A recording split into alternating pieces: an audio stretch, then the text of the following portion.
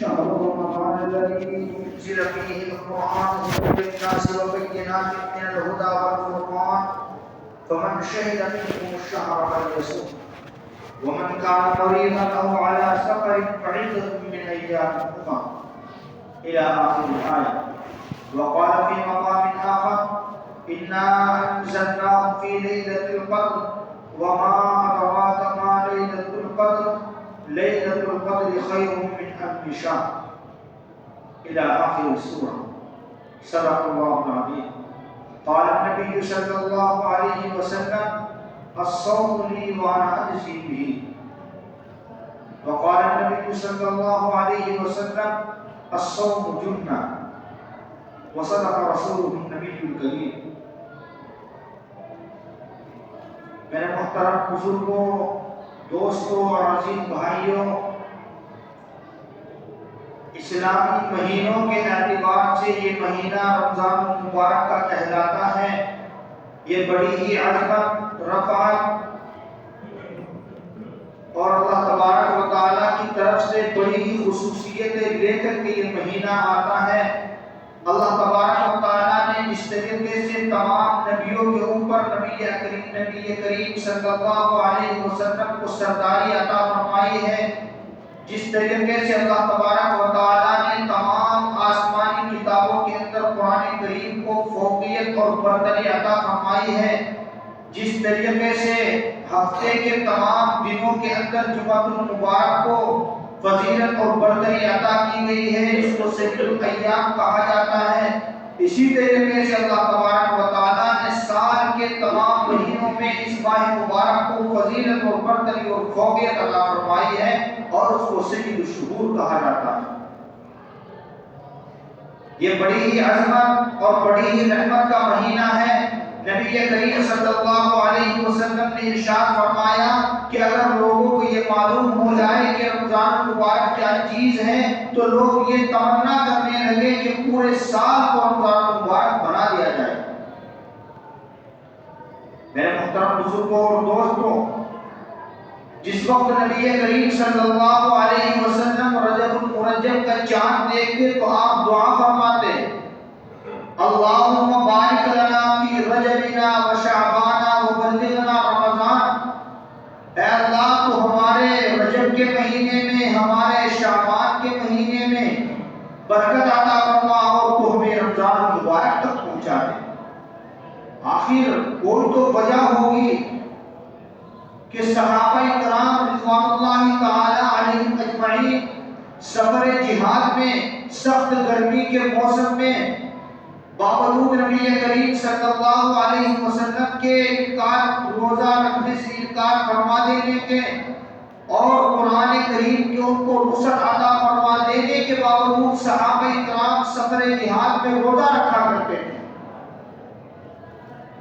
ان کے پاس اتنا کپڑا نہیں ہوتا تھا، ان کے پاس کوئی ایسا سامان نہیں ہوتا تھا، تک دستی ہوتی تھی کہ جس کی وجہ سے دھوپ کو اپنے چہرے سے ہٹا سکے، جس کی وجہ سے اپنے سروں کے اوپر سایہ کر سکے. سفر جہاد ہوتا تھا، اس کے باوجود صحابہ کرام رمضان مبارک کے مہینے کے اندر روزہ رکھا کرتے تھے. حضرت سلمان فارسی رضی اللہ تعالیٰ عنہ بیان فرماتے ہیں کہ نبی کریم صلی اللہ علیہ وسلم نے ہمیں شعبان کی اخیر میں خطبہ ارشاد فرمایا. حضور نے فرمایا کہ اے لوگوں، تمہارے اوپر ایک بہت بڑا مہینہ آ رہا ہے، بہت ہی عظمت والا مہینہ آ رہا ہے. اس کے اندر ایک رات ہے جو 1000 مہینوں سے افضل ہے. اس کے روزوں کو اللہ تبارک و تعالیٰ نے فرض کیا ہے اور اس کے رات کے قیام کو یعنی تراویح کو ثواب کی چیز بنایا ہے. جو کوئی شخص اس مہینے کے اندر کسی نفل کے ذریعے اللہ تبارک و تعالیٰ کا قرب حاصل کرنا چاہے تو اللہ تبارک و تعالیٰ اس کو فرضوں کے برابر ثواب عطا فرماتے ہیں، اور جو کوئی ایک فرض ادا کرے تو اللہ تبارک و تعالیٰ اس کو 70 فرضوں کے برابر ثواب عطا فرماتے ہیں. یہ صبر کا مہینہ ہے اور صبر کا بدلہ جنت ہے. یہ غم خواری کا مہینہ ہے. جو کوئی شخص اس ماہ مبارک کے اندر کسی روزے دار کو روزہ افطار کرائے تو اللہ تبارک و تعالیٰ روزے دار کے ثواب کے برابر اس کو ثواب عطا فرماتے ہیں اور روزے دار کے ثواب میں سے کوئی کمی نہیں کی جاتی ہے. صحابہ کرام نے عرض کیا اے اللہ کے نبی ہمارے پاس تو اتنی وسعت نہیں ہے، ہمارے پاس تو اتنا مال و اسباب نہیں ہے کہ جس کی وجہ سے ہم کسی روزے دار کو روزہ افطار کرا سکے۔ حضور نے فرمایا صلی اللہ علیہ وسلم کہ یہ پیٹ بھر کر کے کھانا کھلانے کے اوپر موقوف نہیں ہے، یہ تو اگر کوئی آدمی ایک گلاس پانی کے لیے کسی کو روزہ افطار کرا دے، ایک گلاس لسی کے لیے کسی کو روزہ افطار کرا دے، ایک کھجور کے لیے روزہ افطار کرا دے، اس کے اوپر بھی اللہ تبارک و تعالی یہ ثواب مرحمت فرما دیتے ہیں۔ یہ مہینہ ہے، اس کا اول حصہ رحمت ہے، درمیانی حصہ مغفرت ہے اور آخری حصہ جہنم سے خلاصی کا ہے۔ اس مہینے کے اندر تم 4 چیزوں کی کثرت کرو۔ نمبر 1 کلمہ طیبہ، نمبر 2 استغفار، اور 2 چیزیں ایسی ہیں جن کے بغیر تمہیں کوئی چارہ نہیں ہے۔ نمبر 1 جنت کی طلب کرو اور جہنم سے پناہ مانگو۔ حضور پاک صلی اللہ علیہ وسلم نے شعبان کے اخیر میں یہ خطبہ ارشاد فرمایا۔ اس سے یہ پتہ چلتا ہے کہ حضور پاک صلی اللہ علیہ وسلم کو اس قدر زیادہ اہتمام تھا کہ حضور کو یہ گوارا نہیں ہوا کہ میرے کسی امتی کا، میرے کسی صحابی کا، میرے کسی ماننے والے کا ایک لمحہ بھی غفلت کے اندر گزر جائے۔ اس کے اندر فرمایا، سب سے پہلے فرمایا تھا کہ اس مہینے کے اندر ایک رات ہے جو 1000 مہینوں سے افضل ہے، اور دوسری چیز فرمائی تھی کہ اس ماہ مبارک کے روزوں کو فرض کیا گیا ہے۔ قرآن کریم کہتا ہے یا ایھا الذین آمنوا کتب علیکم الصیام کما کتب علی الذین من قبلکم لعلکم تتقون، کہ اے لوگوں تمہارے اوپر روزے فرض کیے گئے ہیں جیسا کہ تم سے پہلے لوگوں کے اوپر روزے فرض کیے گئے تھے۔ اور مقصد کیا بیان کیا ہے قرآن نے اس کا، لعلکم تتقون، تاکہ تم لوگ پرہیزگار بن جاؤ، اللہ سے ڈرنے والے بن جاؤ۔ اس لیے کہ میرے بھائیوں دنیا کی اور عبادتیں ہیں، آپ نماز پڑھ رہے ہیں اس کے اندر آپ کو دکھاوا ہو سکتا ہے، آپ حج کے لیے جا رہے ہیں ہو سکتا ہے کہ اس کے اندر دکھاوا ہو جائے، آپ زکوٰۃ ادا کر رہے ہیں ہو سکتا ہے کہ اس کے اندر دکھاوا ہو جائے، آپ کو اچھے کام کر رہے ہیں، آپ رفاع عام کے کام کر رہے ہیں ہو سکتا ہے اس کے اندر دکھاوا ہو جائے، لیکن روزہ اللہ اور اس کے بندے کے درمیان ایک راز ہے، اس کے اندر کوئی دکھلاوا نہیں ہو سکتا۔ اسی وجہ سے حضور پاک صلی اللہ علیہ وسلم کا ارشاد ہے کہ اللہ تبارک و تعالیٰ نے فرمایا الصوم لی وانا اجزی بہ، حدیث قدسی ہے کہ روزہ میرے لیے ہے اور اس کا بدلہ میں خود عطا کرتا ہوں۔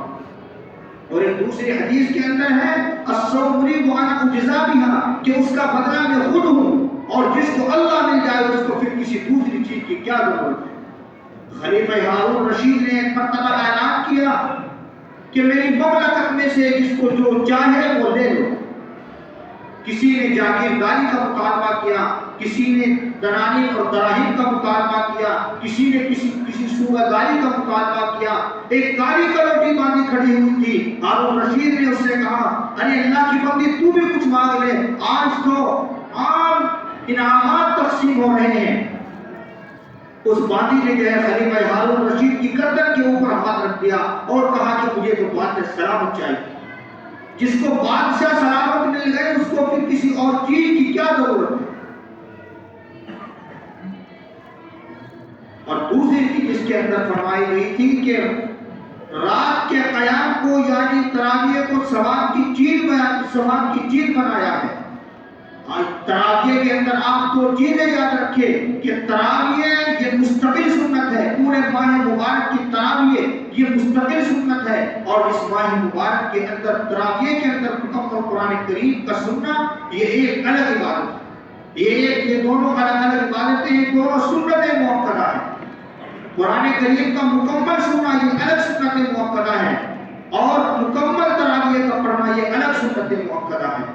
بعض حضرات ایسا کرتے ہیں کہ 10 دن کے اندر، 3 دن کے اندر، 6 دن کے اندر یا 15 دن کے اندر کلام پاک سن لیا اور پھر اس کے بعد چھٹی ہو جاتی ہے۔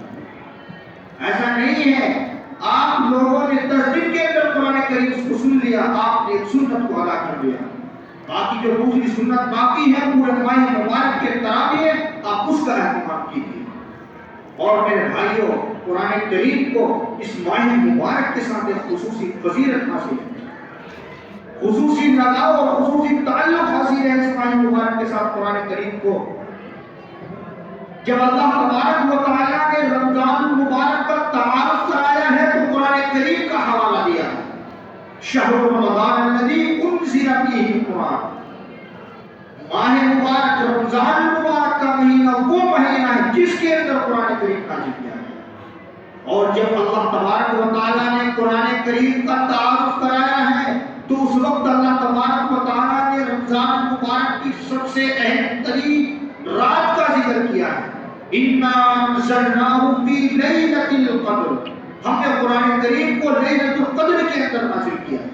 تو میرے بھائیوں قرآن کریم کو اس ماہ مبارک کے ساتھ ایک خصوصی فضیلت اور فوقیت حاصل ہے. اور ہمارے یہاں دیکھا یہ جاتا ہے عام طور پر مسجدوں کے اندر ایک رواج بن گیا ہے کہ امام صاحب جس وقت تراویح پڑھاتے ہیں تو ہمارے پیچھے کچھ نوجوان جو کھڑے رہتے ہیں اور جس وقت وہ رکوع میں جاتے ہیں اس وقت جلدی سے نیت باندھ کر کے رکوع میں چلے جاتے ہیں. میرے بھائیوں یہ جائز نہیں ہے ایسا کرنا. یہ قرآن کریم کی توہین ہے. صحابہ کرام کو دیکھو کہ قرآن کریم جب پڑھا جاتا تھا تو کس طریقے سے ان کی آنکھوں سے زار و قطار جو ہے آنسو نکلتے تھے.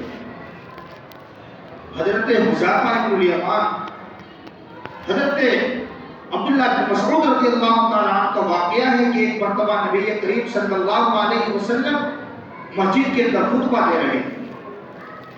قرآن کریم کی آیتیں پڑھی جا رہی تھی. حضور نے اپنے خطبے کے دوران یہ لفظ بولا کہ میرے صحابہ بیٹھ جاؤ اور تشریف رکھو. چنانچہ جو صحابی جہاں تھا جس کے کان کے اندر یہ آواز پڑی وہ صحابی وہیں پر بیٹھ گئے.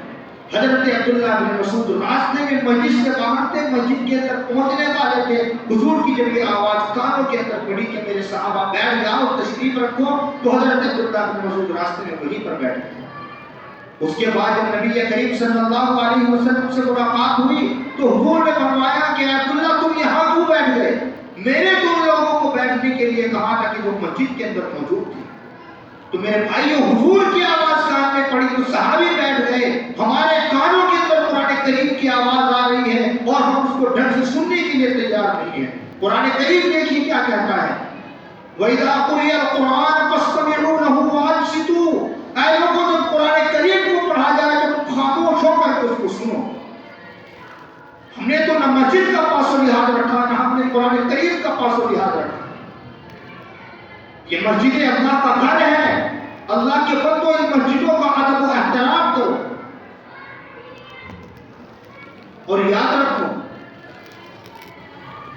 جو بندہ قرآن کریم کو نماز کے اندر پڑھتا ہے تو اس کو ایک حرف کے پڑھنے کے اوپر یا ایک حرف کے سننے کے اوپر سونے کی ملتی ہے اور ہر نیکی جو ہے 10 گنا ہے. تو اس اعتبار سے قرآن کریم کو نماز کے اندر پڑھنا یا سننے کے اوپر جو ہے اللہ تبارک و تعالیٰ 1000 نیکی عطا فرماتے ہیں.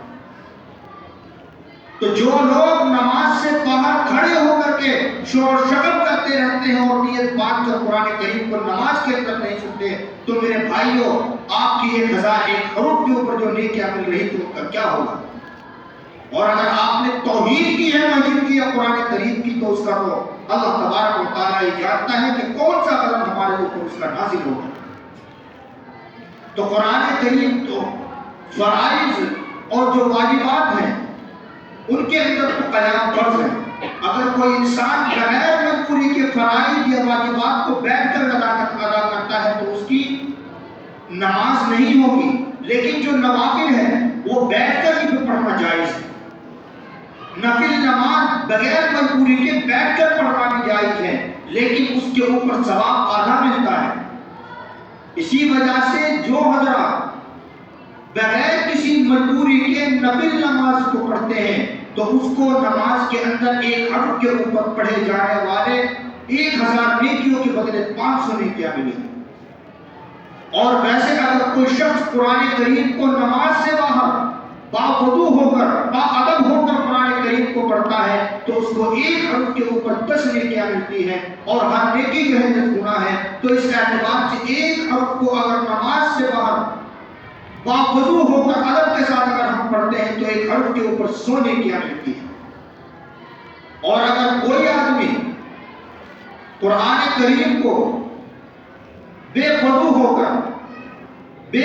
ہونے کی حالت کے اندر پڑھتا ہے، ناپاکی کی حالت کے اندر تو نماز قرآن کریم کی تلاوت جائز نہیں ہے، نہ قرآن کریم کو پڑھنا جائز ہے ناپاکی کی حالت میں، نہ قرآن کریم کو چھونا جائز ہے ناپاکی کی حالت میں۔ ہاں، بے وضو ہونے کی حالت میں قرآن کریم کو پڑھنا جائز ہے۔ اگر آپ قرآن کریم کو بے وضو ہونے کی حالت کے اندر پڑھتے ہیں تو ایسی صورت میں آپ کو ایک حرف کے اوپر ایک نیکی ملے گی، اور ہر نیکی جو ہے 10 گنا ہے۔ تو اس اعتبار سے اگر کوئی مسلمان جو ہے ایک حرف پڑھتا ہے بے وضو ہونے کی حالت میں تو اس کو ایک حرف کے اوپر 10 نیکیاں بھی ملتی ہیں۔ ویسے اس صورت میں یہ یاد رہے کہ قرآن کریم اگر ہم بے وضو ہو کر کے پڑھ رہے ہیں تو قرآن کریم کو ہم کسی ایسے کپڑے کے ذریعے نہیں چھو سکتے جو ہمارے بدن کے اوپر استعمال ہو رہا ہے۔ ہم اپنے دامن کے ذریعے قرآن کریم کو نہیں چھو سکتے، آستین آگے کر کے ہم قرآن کریم کو نہیں چھو سکتے۔ ٹوپی سر سے اتار کر الگ کر کے قرآن کریم کو چھویا جا سکتا ہے، رومال ہے، الگ ہے، کوئی کپڑا ہے، اس کے ذریعے قرآن کریم کو چھویا جا سکتا ہے۔ اور ایسے ہی آج کے دور میں موبائل کے اوپر قرآن کریم کو پڑھا جاتا ہے۔ تو میرے بھائیوں بزرگوں نے لکھا ہے کہ اگر قرآن کریم ویسے الگ سے لکھا ہوا ورقوں کے اندر کتابی شکل میں موجود ہے تو اس کے اندر پڑھے، اس کے اندر ادب و احترام قرآن کریم کا زیادہ ہے۔ لیکن اگر آپ کے پاس ایسا قرآن کریم میسر نہیں ہے تو آپ قرآن کریم کو موبائل کے اندر اگر آپ پڑھ رہے ہیں اور بے وضو ہونے کی حالت کے اندر پڑھ رہے ہیں تو اس صورت میں یاد رہے کہ آپ کی انگلی جو ہے قرآن اس حصے کے اوپر نہ لگے، اسکرین کے اس حصے پر نہ لگے جہاں پر قرآن کریم کے الفاظ آ رہے ہیں۔ کیوں تو میرے بھائیوں پورا قرآن کریم کی بہت بے شمار فضیلتیں ہیں۔ ایک چھوٹی سی صورت ہے، اس کی کچھ فضیلت میں آپ حضرات